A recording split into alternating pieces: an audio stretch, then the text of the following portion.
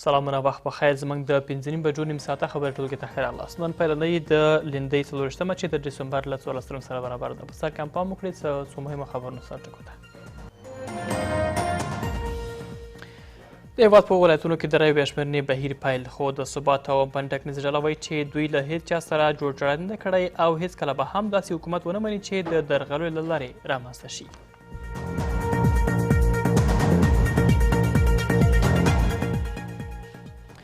د اوربند اړوند په خپلو کې خبرې اترې کوي. طالبانو ته یوه نږدې سرچینه وایي چې طالبانو د خپلې ډلې د غړو ترمنځ د اوربند او افغانانو ترمنځ خبرو اترو پیل لپاره خبرې اترې پیل کړي دي.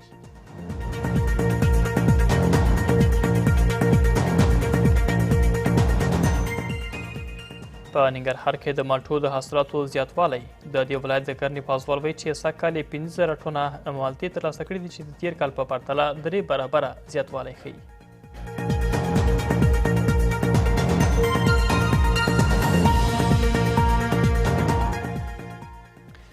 او د امریکا د استازو جرګې ته د ډونالډ ټرمپ استعزا. د امریکا د استازو جرګې قضایي کمیټې د ډونالډ ټرمپ د استعزا طرحه د 23 موافقو او 11 مخالفو رایو سره تصویب کړه.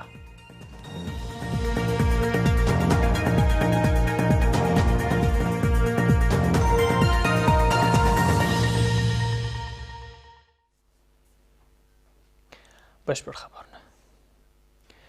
د ثبات او بند ټاکنیزې ډلې د پلویانو د اعتراضونو پر دوام د دې ډلې پلویانو نن په بلخ ولایت کې حملارین وکړ. د دې ټاکنیزې ډلې غړی محمد محقق وایي چې دوی له هېڅ چا سره جوړجاړی نه دی کړی او هېڅکله به هم داسې حکومت ونه مني چې د درغلیو له لارې رامنځته شي.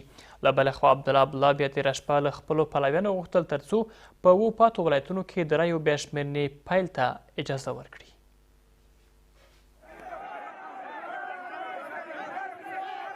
په مزار شریف کې د ټیکاو او همپالنې د ټاکنیز ټیم اعتراضي غونډه. محمد محقق چې د اعتراض کوونکو په منځ کې خبرې کولې یو ځل بیا ټینګار وکړ چې له هېڅ چا سره یې جوړجاړی نه دی کړی او د دوی ټاکنیزه ډله به په هېڅ نوم هغه حکومت چې د درغلیو له لارې رامنځته شي ونه مني. تبلیغات میکنن که فلانی امروز جور آمد، فلانی جور آمد، یک روز به پای دکتر صاحب، یک روز به پای جنرال صاحب، یک روز به پای ما، یک روز به آقای خلی.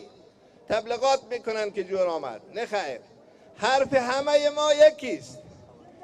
یا رأی پاک و آری از تقلب ما که 51% برنده هستیم اعتبار داده شود یا هر نتیجه تقلبی را قبول نداریم.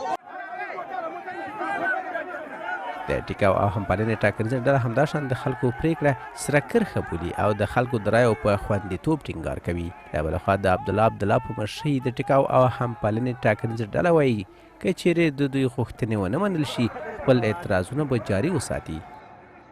آرای مردم، اراده مردم، تصمیم مردم خط سرخ ماست و از این خط 1 میلیمتر عقب نشینی کردنی نیستیم و اراده مردم را هیچگاهی نمیخواهیم کسای منحرف بسازه، گروه های منحرف بسازه ولو در قیمت و در مقامی بوده باشه. در صورتی که اگر برای مردم احترام گذاشته نشود، رای ناپاک از پاک جدا نشود، ما با جان و دل استاد هستیم تا آخرین مرزم پیش خواهیم رفت. اگر رای پاک ما اظهار نشود، اگر برای ملت احترام گذاشته نشود، حتما باید کمیسیون انتخابات به جزایش برسه. دغه اعتراضونه په داسې حال کې کیږي چې تېره شپه عبدالله له خپلو پلویانو وغوښتل تر څو په ولایتونو کې د رایو بیا شمېرنې ته اجازه ورکړي. ښاغلی عبدالله وایي دغه پرېکړه یې ټاکنیزو کمیسیونونو ته د ښه نیت په ښودلو سره کړې تر څو په خپلو پرېکړو بیا کتنه وکړي. خو دغه ډله وایي چې د درغلیو له لارې د ټاکنو پایلې که هغه قسمي لومړنۍ او یا هم وروستۍ وي ورته د منلو وړ نه دي.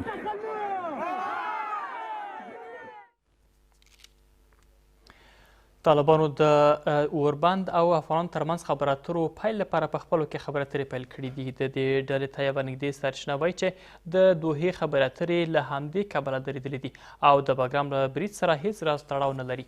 دا سرچینه زیاتوي چې د قطر خبرې اترې تر 2 راتلونکو یا یوې اونۍ پورې به بیا پیلیږي.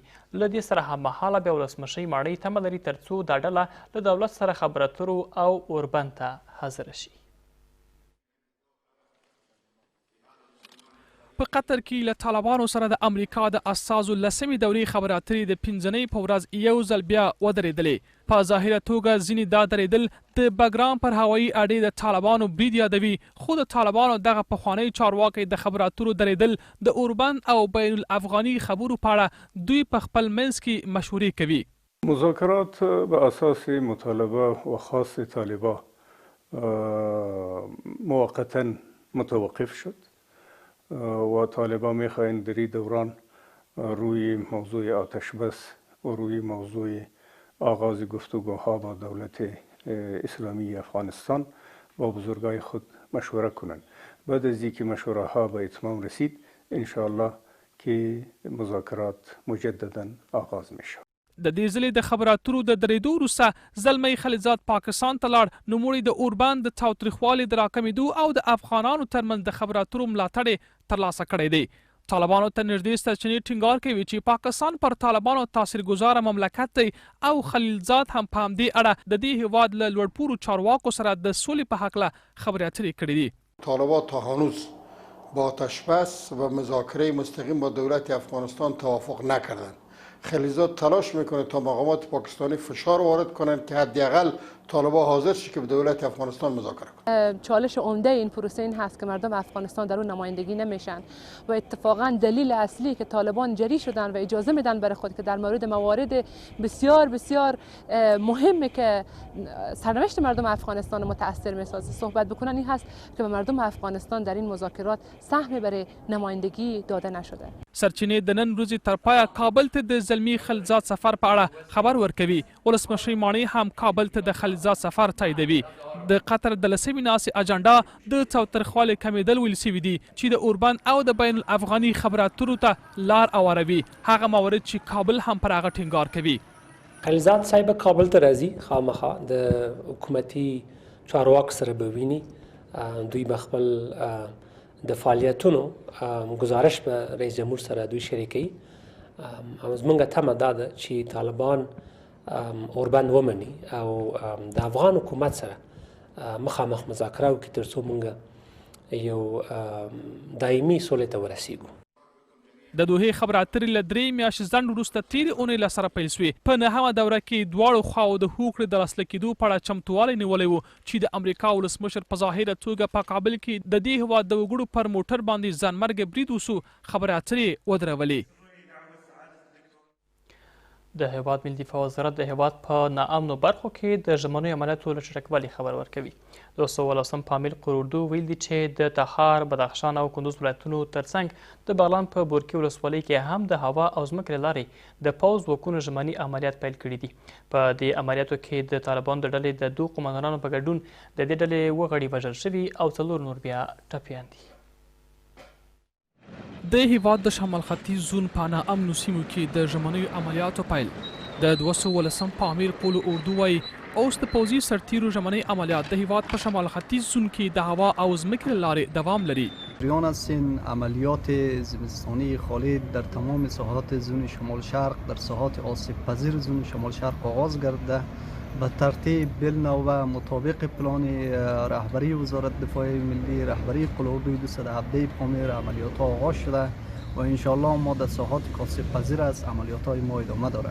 ملی دفاع وزارت هم تازه په تازه د بغلان ولایت په ناامنو سیمو په ځانګړې توګه بورکي ولسوالۍ کې د ژمنیو عملیاتو د پیل خبر ورکوي. په دې عملیاتو کې د طالبانو 7 جګړه ماران، د یو قومندان په ګډون وژل سوي او 4 نور ټپیان سوي دي او د دې ډلې له ولکې څخه 2 سیمې هم چڼ سوي دي.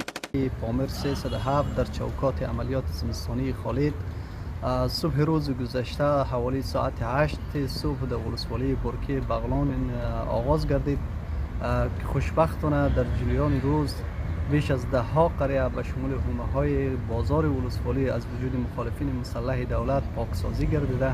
بلخوا د بغلان یو شمیر اوسیدونکي به چې دا عملیات باید دوام ومومي او د ښه امنیت د ساتلو لپاره امنیتی برنامه تر لاس لاندې ونیول سي. انتظار ریزی میره که این عملیات ها بیشتر ادامه پیدا بکنه و ساحاتی که با دست نیروهای امنیتی میفته در اونجا با ایجاد پسته ها و کندک ها بتوانند کوچه ها را حفظ بکنن و عملیاتی را که نیروهای امنیتی ما همیشه انجام میدن باید با یک هماهنگی گسترده و وسیع برای انداخته شود تا اینکه دوباره همون جاها منطقه را که میگیرد دوباره اوجا پوسته ساخته شود تا اینکه بتوانند اوجا مستحکم باشند و برای همیشه مبارزه کنند با بغلان د هغو ولایتونو له ډلې څخه شمیرل کیږي چې په څو وروستیو کلونو کې د امنیتي ځواکونو او طالبانو ترمنځ د سختو جګړو شاهد دی. حتی مسافرین او د دې ولایت اوسیدونکي د دې ولایت په لویو لارو کې د امنیت د نشتون څخه نیوکې کوي. د ولس جرګې استازو د درېیم ځل لپاره له ماشومانو ملاتړ قانون تصویب پر سر خپلو ناندریو ته دوام ورکړ. یو شمېر قانون جوړونکي له ماشومانو د ملاتړ قانون درېیمه ماده له اسلامي قانون سره په ټکر کې بولي او ادعا لري چې د دوانۍ په ورځ د دې تصویب پر سر راچونه کې نصاب بشپړ شوی نه و او باید یو ځل بیا راچونې ته کېښودل شي. په همدې حال کې د ولس جرګې مشر بیا په جرګه کې رامنځته شوي کړکېچ حل لپاره د دواړو لورو څخه یو لاس کسیز پلاوی وټاکه تر څو د دې قانون اختلافي مادې وڅېړي. په ولسي جرګه کې د ماشومانو د ملاتړ د قانون د تصویب د درېیمې مادې پر سر اختلافات لا هم په خپل ځای دي. د ولسي جرګې یو شمېر غړي د دغه قانون د درېیمې مادې پر سر چې د ماشومانو سن یې 18 کاله ټاکلی د اسلامي قوانینو سره په ټکر کې بولي او پر دغې مادې د بیا کتنې غوښتنه کوي. دوی وایي د دغه قانون په تصویب کې نصاب بشپړ نه دی، د څېړو لپاره یې باید یو پلاوی وټاکل شي. حل مسئله همیست که خود آرشیف بیار که هم ببینیم و آرشیفی که در اصل مخالف قانون اساسی است دوستا بیشتر اشاره کردن. ما 8 ورق سر از این نوشتیم. رئیس در قانون اصول وظایف داخلی در ماده های 54 و 67 میتونن وکیل صاحبان مراجعه بکنن. امکان بازنگری در رأیگیری ها را آورده، یعنی چون این چیزی نیست که اگر رأیگیری صورت گرفت دیگه هیچ امکان بازنگری وجود نداشته باشه. په همدې حال کې هغه استازي چې دغه قانون سره اوکړې لري وایي چې دغه قانون د کورنۍ او دندې د اصولو د 28 مادې پر بنسټ خپل قانوني پړاوونه بشپړ کړي او په دې برخه کې هر راز بس شند دی. ماده 77 قانون حمایت از اطفال میگه در مورد ارتکاب جرم میگه در صورت ارتکاب تخلف اطفال دارای مسئولیت جزایی هستند، مورد تعقیب عدلی قرار میگیرند. در سن 12 سالگی کجای از این خلاف اسلام هست که شما نگران هستین و بحث امریکا رو در افغانستان میاریم؟ ما قانون اساسی رو اصلاح بکنیم. کجای از این خلاف اسلام هست؟ آیا در قسمت ازدواج اگر شما تشویش دارین که طفل باید زیر 18 سال باید ازدواج بکنه، برین قانون مدنی رو اصلاح بکنه. قانون مدنی صراحت داره طفلی که زیر 18 سال است ازدواج کرده نمیتونه. بالاخره د ولسي جرګې رئیس دغه لانجو د هوارۍ لپاره لس کسیزې پلاوی وټاکه تر څو اختلافي موارد وڅېړي. خو هغوی یو شمېر استازي چې د دغه قانون له تصویب سره اوکړه لري د اعتراض په توګه له غونډې ووتل او په خپل مخکیني دریځ یې ټینګار وکړ. یک دست شما بانه که به تفاهم نزدیک شویم، همین خانه ملت است. ما شما تصمیم‌های بسیار باید بلند بگیریم. این وطن در چه حالت است؟ امیال یک قریه ویران شده، امیال دیروز انتحاری در محترمم در غزنی.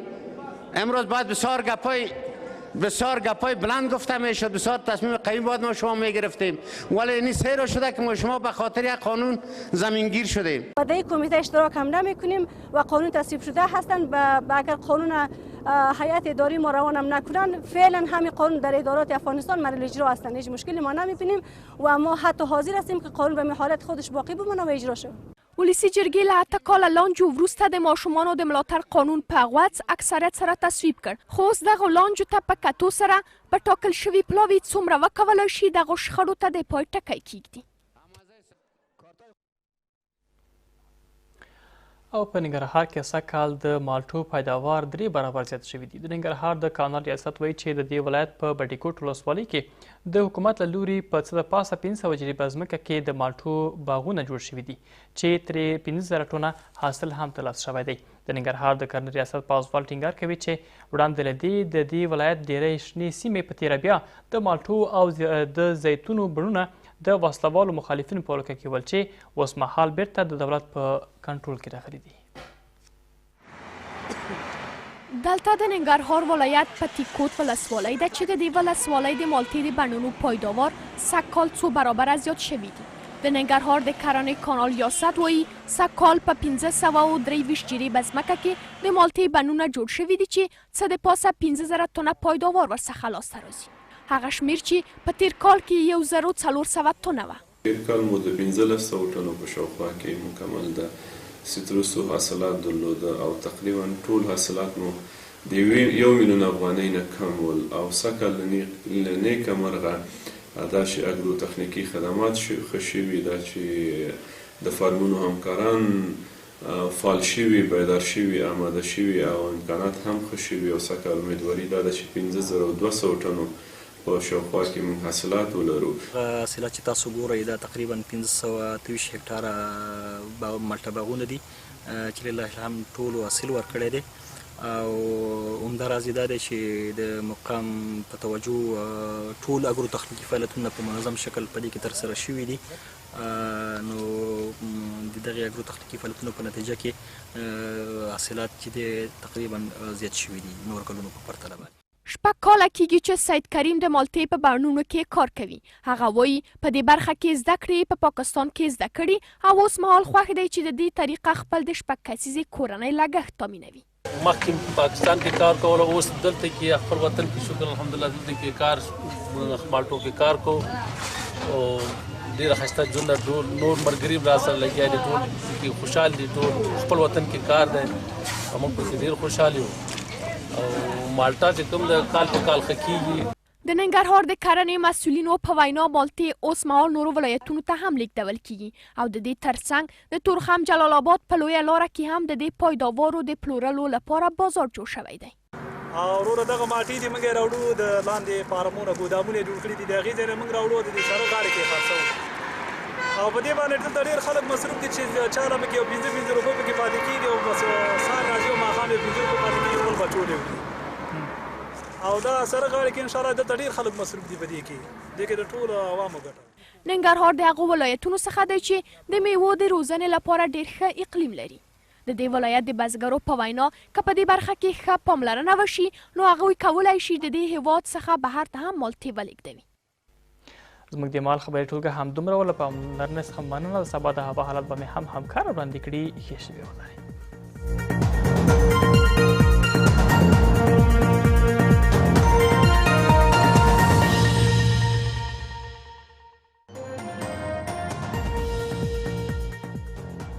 کابل لمرین د تودوخې لوړه درجه 8 ټیټی منفي 6. مزار شریف لمرین د تودوخې لوړه درجه 11 ټیټی 2.